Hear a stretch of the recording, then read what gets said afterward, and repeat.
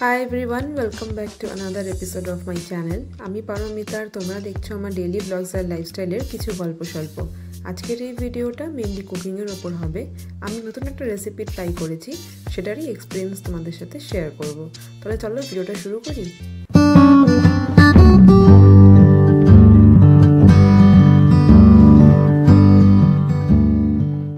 আজ সানডে আর এখন বাজে সকাল 8:30।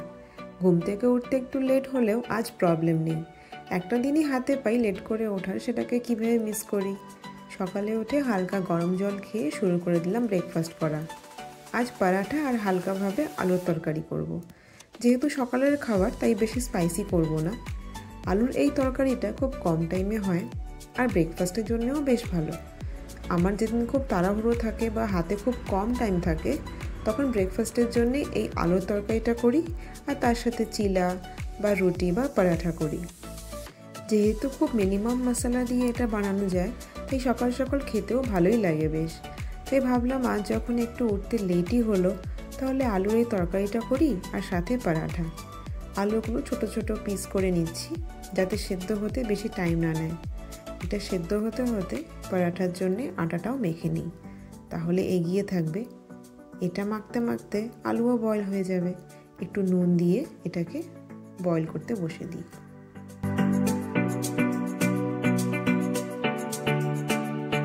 পরাঠার মধ্যে দই দিলে কিন্তু বেশ ভালোই সফট হয়।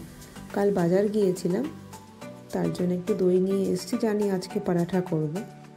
আমি বেসিক্যালি পরাঠা আটা দিয়েই করি, ময়দাটা অ্যাভয়েড করি। যতটা কম খাওয়া যায় ততটাই ভালো, তাই না? আর বাইরের পরাঠার থেকে নিজের হাতে বানিয়ে খাওয়াটা বেটার। যতই হোক সেটা তো ঘরের বানানো। পরাঠাতে একটু কাসুরি মেথি আর রোস্ট করা মশলা পাউডার দিয়ে মাখলে কিন্তু বেশ ভালোই টেস্ট ওঠে। তোমরা চাইলে এই রোস্ট করা মশলাটা ঘরে বানিয়ে রাখতে পারো। তার জন্যে গোটা ধনিয়া, মৌরি, শুকনো লঙ্কা আর গোটা জিরে এই চারটেকে রোস্ট করে একটা এয়ারটাইট জার বা কন্টেনারে রেখে দিতে পারো। এই মশলা দিয়ে চাইলে চিকেন, পনির, রায়তা এসবের সাথে খুব ভালো যায় আর টেস্টও ভালো ওঠে। এদিকে আমি আটাটাকে মেখে একটা বাটির মধ্যে রেখে দিলাম আর আলুও যেহেতু বয়েল হয়ে গেছে উঠিয়ে নিলাম। এবার আলুর তরকারিটা বসিয়ে দেব। এখানে ফোড়ন দিচ্ছি শুধু কালো জিরে। তারপর আলুটা হালকা একটু ভেজে নিয়ে জল ঢেলে দেব। কড়াইশুঁটি ছিল, কাল বাজার থেকে নিয়ে এসেছি, তা ভাবলাম যে আজকে যেহেতু আলুর তরকারি করব তো আজকে তাহলে আলুর তরকারিতে কড়াইশুঁটি দিই।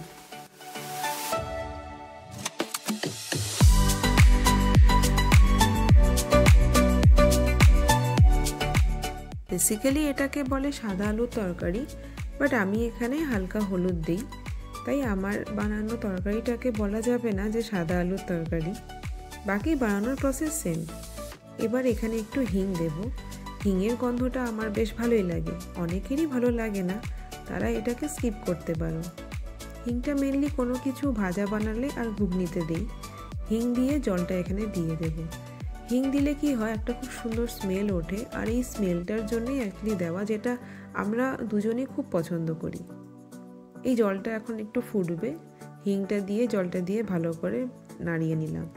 ওই জলটা ফুটতে ফুটতে অন্যদিকে একটা বাটিতে একটু আটা নিয়ে জল দিয়ে গুলে নিলাম আর এই জলটাকেই আলুতে ঢেলে দেব যাতে তরকারিটা একটু ঘন হয়ে যায়।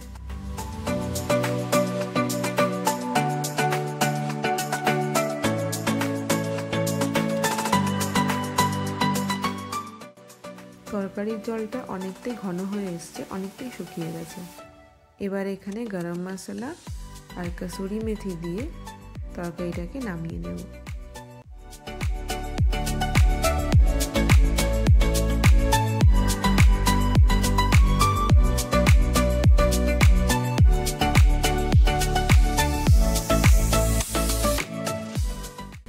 আলুর তরকারি শেষ, এবার পরাঠা করার পালা। আমি পরাঠাগুলো বেলতে থাকবো আর মনোযোগ ভাজতে থাকবে। সানডে করে রুটি বা পরাঠা হলে এভাবে কাজটাকে ভাগ করে নিই আর দুজনে আড্ডার গল্প করতে করতে হয়েও যায়, বেশ টাইমটাও কম লাগে। সকালে ব্রেকফাস্ট বানানো হয়ে গেল, এবার শুধু খাবো। আমাদের আজকে সকালে ব্রেকফাস্ট হচ্ছে সাদা আলুর তরকারি, যেটা সাদা নয় বাট সাদা আলুর তরকারির প্রসেস তো সেম। পরাঠা আর কফি বানিয়ে নেব, ব্যাস। আর ভিডিওর শুরুতেই যে বলেছিলাম যে আজ একটা নতুন রেসিপি ট্রাই করব, সেটা হবে ডিনারে। তাহলে চলো আমরা এখন ব্রেকফাস্ট করে নেব, তারপরে দেখা হবে একদম ডিনারের টাইমে।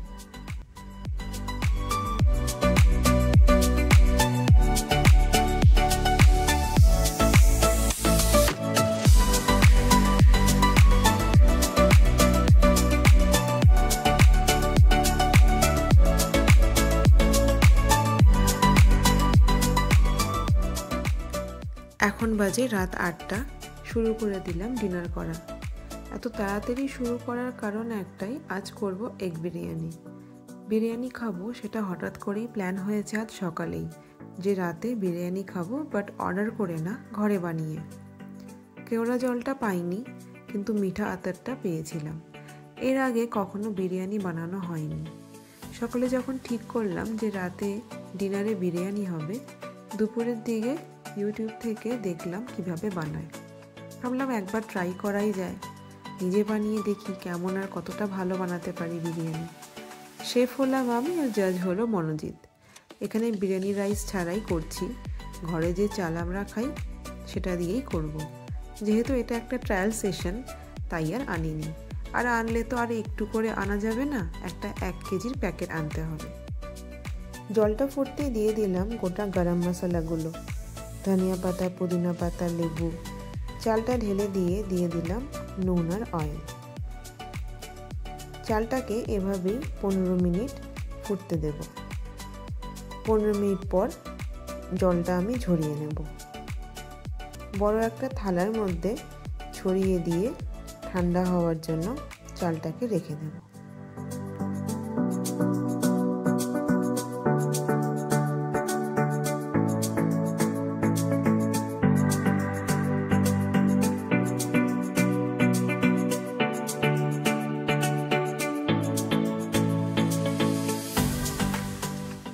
তাড়াতাড়ি ঠান্ডা হওয়ার জন্যে এই বড় থালাটার মধ্যে ভাতটাকে ছড়িয়ে রাখলাম। ভাতটা এখানে ঠান্ডা হোক, ততক্ষণে আদা, রসুন আর লঙ্কার একটা পেস্ট বানিয়ে নিই। পেঁয়াজ কাটাও হয়ে গেছে, ভাতটা যখন হচ্ছিল তখনই পেঁয়াজটা কেটে রেখেছিলাম। আর গোটা গরম মশলার ফোড়ন দেব, সেটাও আমি রেডি করে নিয়েছি। এই কেটে রাখা পেঁয়াজ একসাথে ভেজে নেব। এটার থেকেই একটু ভাজা পেঁয়াজ উঠিয়ে রাখবো, পরে এটা বিরিয়ানির লেয়ারিংয়ের টাইমে লাগবে। ডিমগুলো আগে সেদ্ধ করে নিয়েছি। এখন কড়াইতে কাশ্মীরি লঙ্কার গুঁড়ো আর হালকা একটু হলুদ দিয়ে ডিমগুলো ভাজতে থাকবো। তার আগে তেলে ছাড়ার আগে ডিমগুলোর গায়ে হালকা করে একটু কেটে নিচ্ছি। এটারও একটা ভয়ঙ্কর এক্সপিরিয়েন্স আছে জানো, রান্না করতে করতে কত কিছু জানতে পেরেছি। যখন প্রথম রান্না শিখছি, এরমই একদিন গ্রেভি বানানোর টাইমে ডিম না কেটেই তেলে ছেড়ে দিয়েছিলাম। সে কি অবস্থা, বাপরে বাপ! ডিম ফুটে পুরো চোখে মুখে পড়েছিল। সেরকম সিরিয়াস কিছু হয়নি, বাট হয়তো হতে পারত। পরে জানলাম এভাবে ডিম কেটে দিতে হয়, তাহলে ডিম ফোটে না। এরম সেম এক্সপিরিয়েন্স মাছ রান্না করার টাইমেও হয়েছে। আমার লাইফে আমার ফার্স্ট টাইম মাছ রান্না করা শিখেছি, বা বলতে পারো যে নিজে মাছ বাজার থেকে এনে ধুয়ে সেটাকে ভেজে তারপর মাছের ঝোল বানানো, সেটা শিখেছি যখন আমি জবের জন্যে কলকাতায় মুভ করি। এটা 2017-এর কথা বলছি, প্রথম কলকাতায় আসা। তখন ইনিশিয়াল টাইমে মেসে থাকতাম। আর বলতে পারো মেসে থাকাও ফার্স্ট টাইম আমার লাইফে, কারণ স্কুলিং কলেজ দুটোই আমার হোম টাউন থেকে। তাই বাড়ি ছেড়ে মেসে বা পিজিতে থাকার এক্সপিরিয়েন্স কেমন হয় সত্যি বলতে জানতাম না। যেই মেসে থাকতাম সেখানে মান্থলি 2 বার করে বাজার যেতে হবে, আর যেদিন বাজার যাবে সেদিন তার রান্না করতে হবে। টোটাল আমরা 10 জন থাকতাম। খুব হরিবল একটা এক্সপিরিয়েন্স ছিল সত্যি। আমি সত্যি জানতাম না মাছ কীভাবে ভাজে, মাছের ঝোল কীভাবে বানায়। আর কি, মাছ তেলে ছাড়তেই তেল এসে পড়ে আমার পুরো হাতে। ভাগ্যিস ফেসটা বেঁচে গিয়েছিল। তারপর অনেকগুলো বছর কাটালাম কলকাতাতে, আর শিখলাম বাজার করা, রান্না করা, ঘরের কাজ। বুঝতেই পারছো, লাইফের ফার্স্ট টাইম, আর এত কিছু করতে হয়েছিল নিজেকে। এদিকে তোমাদের সাথে গল্প করতে করতে ডিমের ঝোল যে করব তার মশলাগুলো ভালোভাবে আমি এখানে কষিয়ে নিয়েছি। পেঁয়াজ, আদা, রসুন বাটা যা ছিল, টমেটো পেস্ট সব এখানে ভালো করে কষিয়ে নিয়েছি। আর এখন এখানে দিয়ে দিলাম একটু পরিমাণ মতো নুন গোলমরিচ গুঁড়ো, জিরে গুঁড়ো আর ধনিয়া গুঁড়ো দিয়ে একটু জল নিয়ে একটু নাড়িয়ে দেবো। আর সকালে যে পরাঠা করেছিলাম তখন একটু দই ছিল, তো বাকি দইটাও এখানে একটু দিয়ে দিলাম। টেম্পারেচারটা একদম লোতে রাখবো, রেখে মশলাটা ভালোভাবে কষিয়ে নেব, না হলে দইটা ছেড়ে দেবে। আজকের রান্নাটা ট্রায়াল সেশন, যদি ভালো হয়ে যায় then next time biryani rice আর চিকেন আনা হবে। বিরিয়ানি খেতে তো ভালোই লাগে, বাট রান্না করাটা কিন্তু একটু চাপের আছে, টাইম টেকিং আছে বেশ। তাও আমি শর্টে করার চেষ্টা করছি এখানে। আচ্ছা, এখানে যাতে একটু ভালো স্মেল হয় তার জন্য এখানে ধনিয়া পাতা আর একটু পুদিনা পাতা দিলাম। পুদিনা পাতা দিলে তো একটু ভালো স্মেল হয়, আর বিরিয়ানিতে তো একটু পুদিনা পাতা দেয়। তো যখন আমি এখানে লেয়ারিং করব তখনও দেব। আর এখানে এই ডিমের ঝোলটার মধ্যে একটু পুদিনা পাতা দিলাম। এটা জলটা একটু বেশি হয়ে গেছে, একটু জলটাকে কমিয়ে নেব, তারপরে লেয়ারিংয়ের জন্য শুরু করে দেব।